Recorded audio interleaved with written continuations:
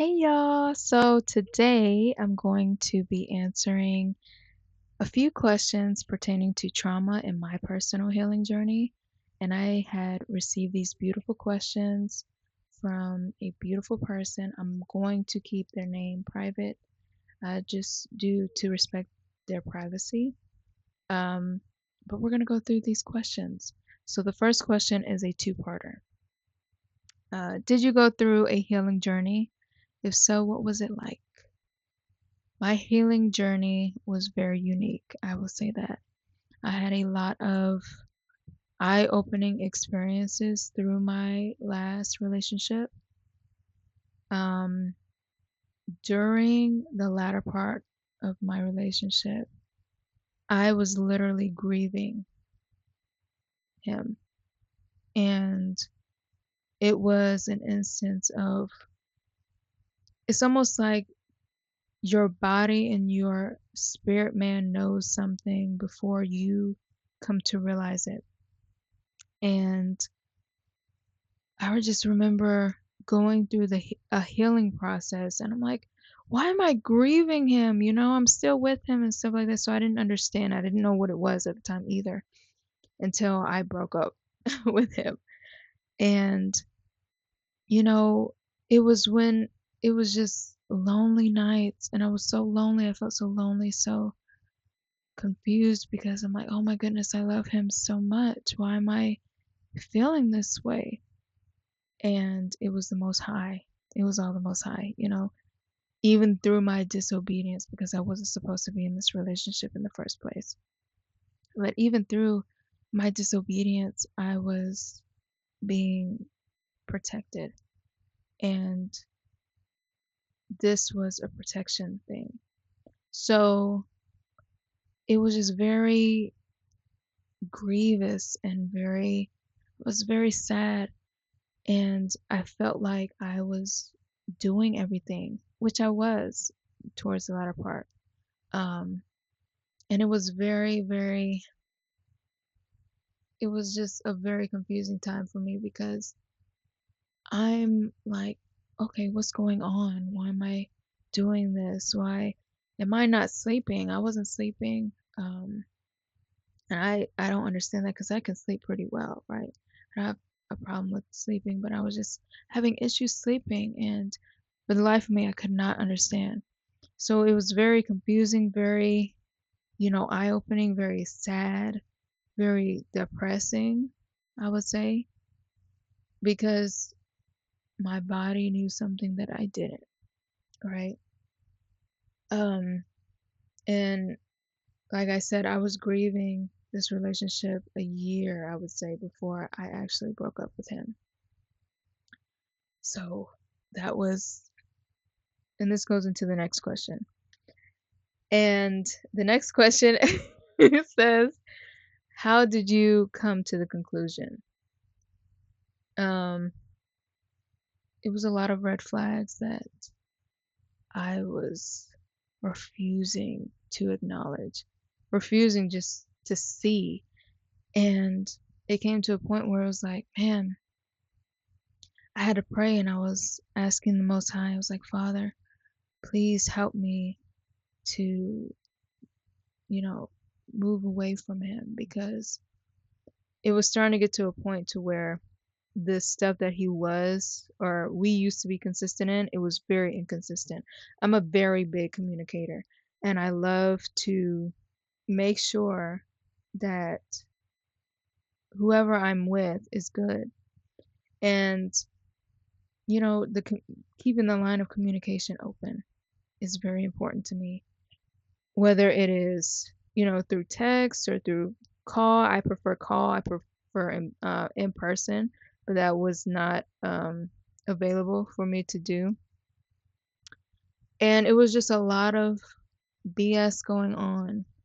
Um, and I'm just being honest. I'm not throwing shade. And let me just say this too. I do not hate my ex, right? I do not hate him. I don't wish any bad on him. I, in fact, hope and pray that he seeks the Most High, you know. And I love my neighbor as myself, but I do not go back to who I was or who I was with, because that's me going back to disobedience. That's me going back to being displeasing to the Most High, and we're not doing that. Okay, so, you know, it was a lot of inconsistencies going around like it's a disease. That's crazy. It was a lot of inconsistencies happening. And, when you've been with somebody for so long, they know things about you. And I started noticing patterns of, it was like, I told you this already, but, you know, you're getting me confused with somebody else, because I have never done that. I either told you this, you weren't paying attention, right? But there was no asking, and there's no going back into the text, making sure you're talking to me, if that makes sense. Um, so that was a big one. I'm a military child.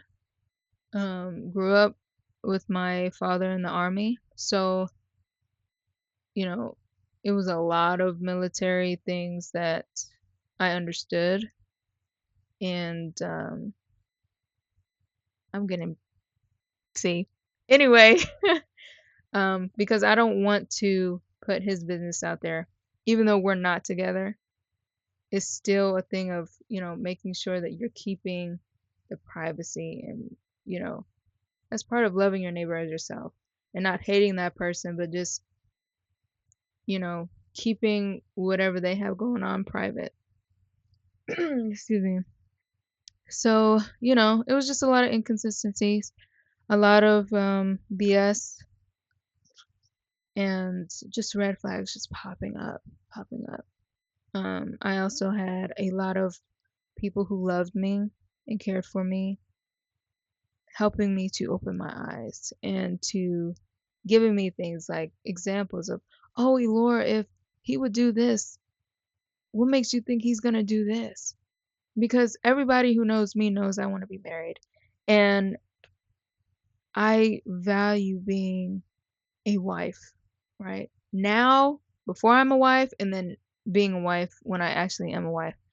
And so, but because I was so desperate, I made, you know, it was a lot of detrimental decisions because I decided to do what I wanted to do. I was in a relationship I was not supposed to be in, and it ended the way it was supposed to be. Um, and that's my fault. And so that was a big thing that I had to come to terms with too in the healing journey, because it's like, man, he did this, he did that, he wasn't doing this, but you also have to take a step back and say, well, Elora, you didn't do this. You could have been nicer. You could have said this differently. You could have been more open. You could have been more communicative. So it was a lot that, I played parts too. The only difference is I didn't make a detrimental decision that caused our relationship to crumble, and end, you know. But that was all the Most High. It was meant for me to experience that, so I can be like, that was like a whipping for me. It was an eye-opening experience. It was like, you know what? Most High said, okay, Laura, since you're not gonna listen to me, I know exactly what will get you. And of course, Most High knows all things. And it got me. It got me good. And that was one of the biggest weapons I've ever gotten. Um, excuse me. So that was that. That was the conclusion. If somebody's facade is disappearing, they start slipping, if that makes sense. They get so comfortable that they don't realize that they're telling on themselves. Um, and that's a big thing to pay attention to, especially when they've known you for a long time. They know your the most intricate details about you, and they still choose to undermine you, undermine your intelligence, always think and have in their mind that you're always going to be there. That's one of the most dangerous thinkings mindsets you can have. Excuse me, mindsets you can have, because then you don't wanna do anything to continue to grow in your relationship because it's like, "Oh, well, it doesn't matter what I do, they're always gonna be there." No, that's not the case. So I would say that was one of the biggest ones. And the third question is, was it just an epiphany or someone you trusted shared their perspective of how they viewed you? It was a lot of prayer and love from my parents. My parents, my younger brother, and, close friends. It was very, very strenuous on all of us. And, your actions not only affect you, but they affect those around you. And because I was being disobedient to the Most High, I was being disobedient to my parents. That had an effect on our relationship. And that goes into the red flags too. You never want to be with somebody that causes you or to be disrespectful to the Most High first and foremost, and then to your parents. That's ridiculous, especially if they say they want to marry you. They're showing you right there, hey, look, I don't really care about your parents. I maybe halfway care about you. I just want one thing. That's what that tells me. They just want one thing. And it was it's a blessing because I didn't there was nothing I didn't sleep with him or anything, so I didn't have a sexual attachment to him. And praise the Most High for that. And it was just very, you know, once I broke up with him, it was easier to just continue through the healing journey because there was no sexual attachment. Um, and I don't say that to boast. I just will not sleep with somebody who is not my husband. And if a man asks you, this is just a side note, if a man asks you several times, "Hey, let's do this," he's not the one. Because he's only thinking about one thing, putting your name in the streets. And once your name is in the street, it's very hard to get it off the street. You actually have to have the Most High deliver you from that. Um, and to say he hit, you know, but also it's like he just wants to see the color of your draws. And I'm just gonna be honest with you. It's just seeing the color of your draws without wanting to get to know you and potentially marry you and court you. And there's a difference between courting and dating. Courting is intentional. You're intentional about asking specific questions, getting to know the person, getting to know their parents, the people who they hold dear, their siblings, other family members. Dating gives you an excuse to fornicate. Dating gives you an excuse to just lollygag with somebody, waste time, energy, maybe halfway put effort in, gives you an excuse to just be silly. Um, and it's not intentional. It's like you're playing house, and you never want to play house with anybody.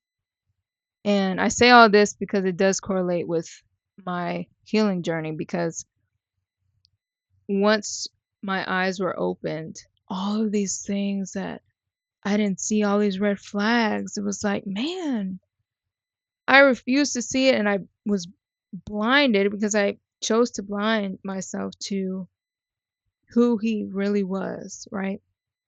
And I loved him so much that I just refused to see any bad in him.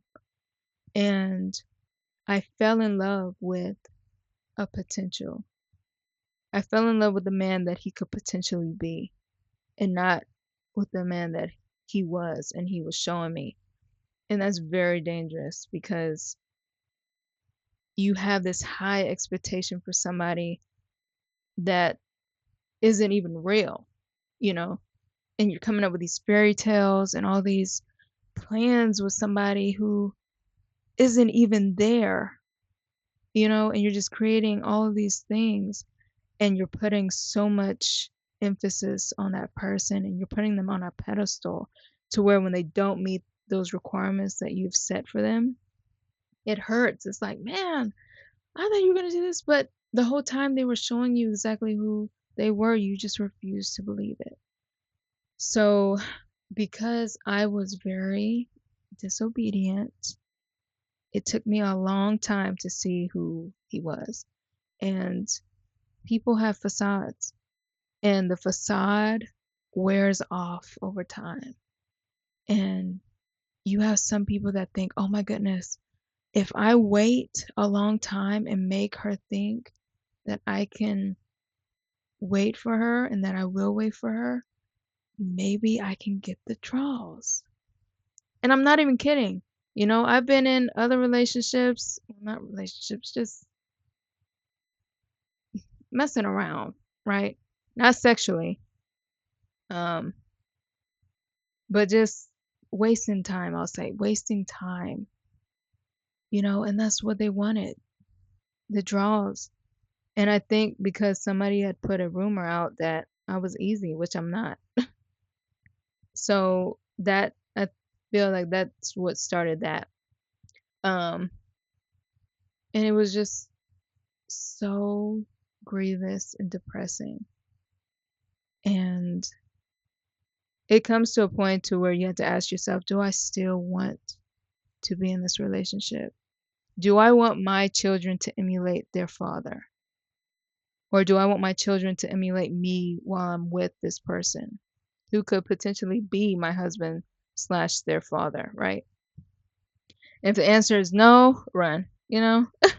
Don't stay in something that isn't for you, and don't get in a relationship that isn't for you in the first place, especially when the Most High is making it very, very clear that this person isn't for you, because he sees everything, and there are things that you can't see in certain times of your life, but you have to put your entire hope, faith, and trust in the Most High, because that's very important. You can't go off your own understanding or look at life through your own eyes. You literally have to pray and ask the Most High to reveal things to you, increase your discernment, your wisdom, knowledge, and understanding of how to walk in this life. Because walking on your own understanding will get you in trouble every single time. Desperation causes detrimental decisions. And, that's very important to remember, because this could have been preventable if I had just obeyed my parents, the Most High. I didn't have to go through this. I chose, and that's not the Most High's fault. That's nobody's fault but mine. And I'll say this too. Just because somebody hurt you or a relationship ended in a way to where the other person hurt you in a very humiliating way does not mean that you drag their name through the mud.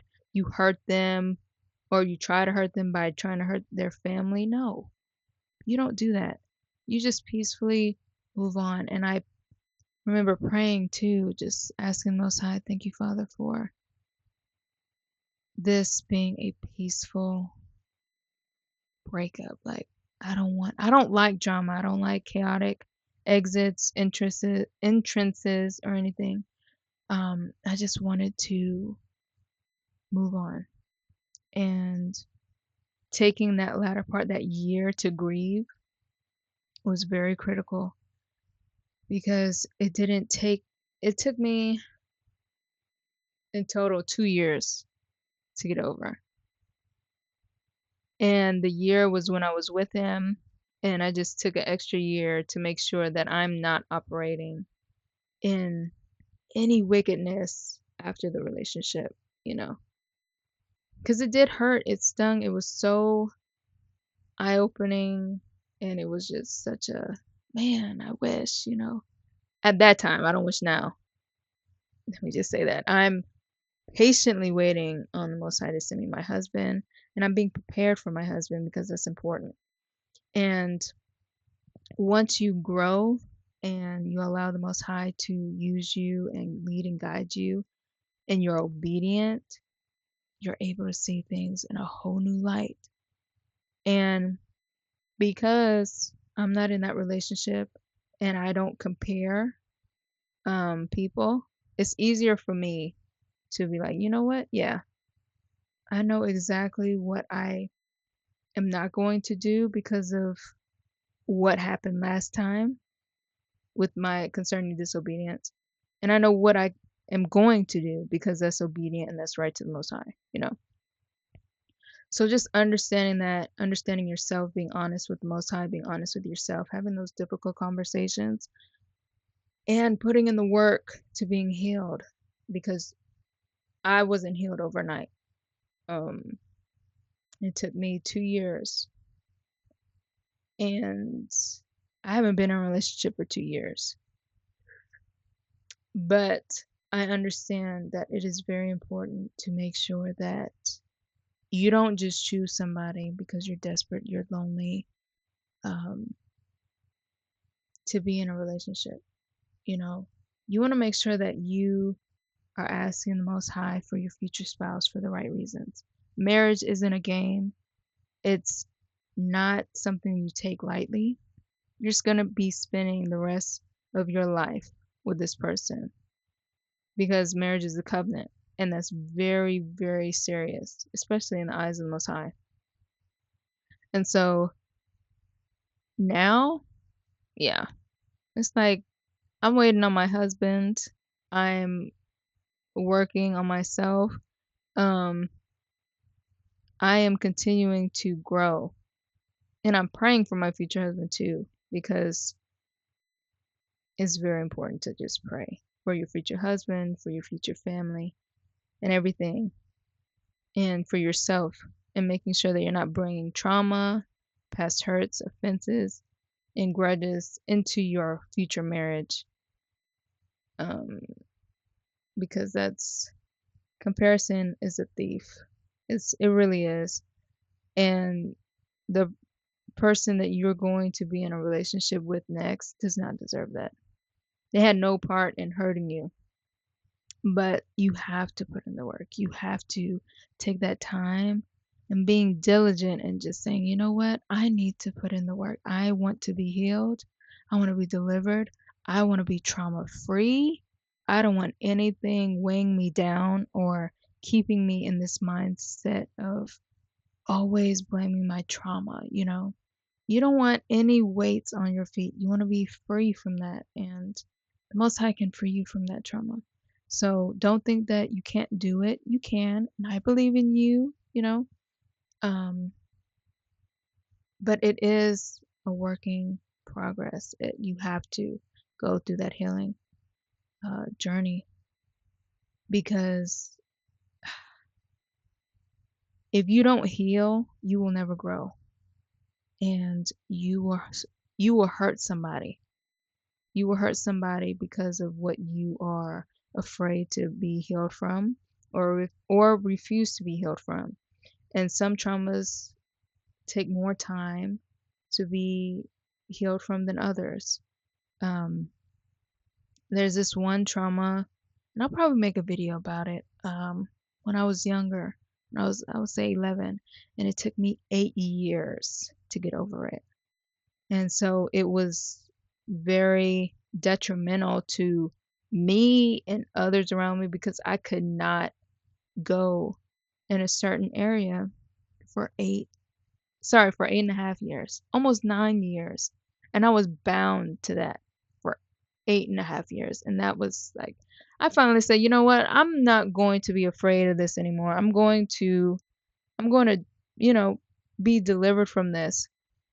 And you just have to say that. You have to acknowledge that and want to be free. Nobody can want to be free for you. So, yep. Sorry it took me so long. I hope you understand and I hope I answered the questions correctly to where you can understand.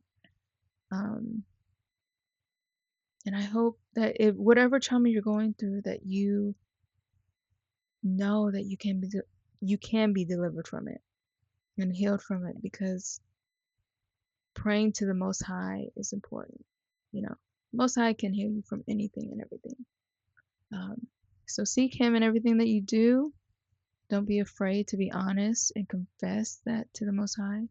Um, confess that also to a trusted support system, and just, you know, continue to grow, continue to want to grow. And if you don't have the desire to grow, ask the Most High for that desire. So I hope that, you know, you learned from this and I helped you. Um, and if you have any more questions, please feel free to comment in this comment section. Um, of course, always respectful questions and comments. But I hope I did the questions justice and I answered as honestly as I could. Excuse me. So hopefully you could, you know, learn from this and grow from it. But until next time, love you. Bye.